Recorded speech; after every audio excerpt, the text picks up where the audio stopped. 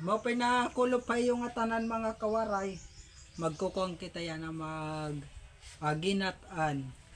O, kay damo man na naton didi, may dakita didi an aton mga tanom para yan na Semana Santa nangunod na. O, nagbukad kita usa ka puno na karlang man butig. Halutan na din aton hinatukan ni namin lapsaw. Ang lapsaw adto.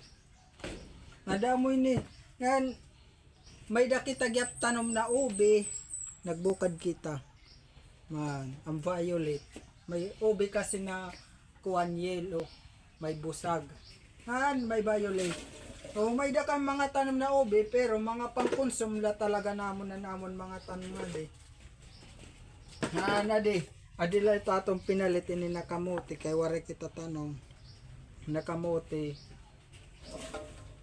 nga saging na saging alo na Orionta. Inasaging na hinugan na lang ni dito igbuhan puno. An sago. Mida kita sago pumalit kita ang dagko. Ato ni gahalo na lakay. Makuanin niya maiha maluto. Sakto lang ito. Kaluto ni. Luto diha.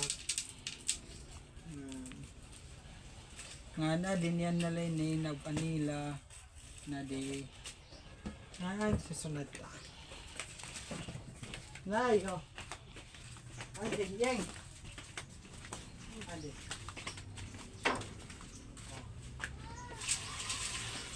Ano ho?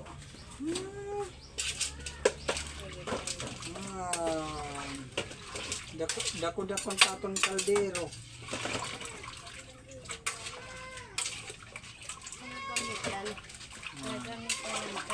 Nagamitan ang katatay kaldero na inutang. Ano yun eh? Binulan? Ay, impas na ito. O, itatay kasi makikuan yung kaldero. May dani yung mga pautang pero mga gamit. May, yan, may jura box. Ano, impas naman yung kaldero. Nga nandat, ano pa ito na eh? Pom, ano siya. Oo, siya ang pom. Tapos ini. Kanang tatay na ito baga sildo ay pagtanod, barangay, high school. Itatanod man tatay, mo tiyaking kukuan na lang. Iya gusto. High school nga ha, barangay. Nay po na ini. Ha? Puna. Didi. Yan may souvenir gihapit pag iya pagtanod. Kiri kay. Nawala to mga karay. Nga nabangan niyo man, amo tam isnak yan na. Naton ginataan. So, thank you mga karay and God bless. Bye-bye.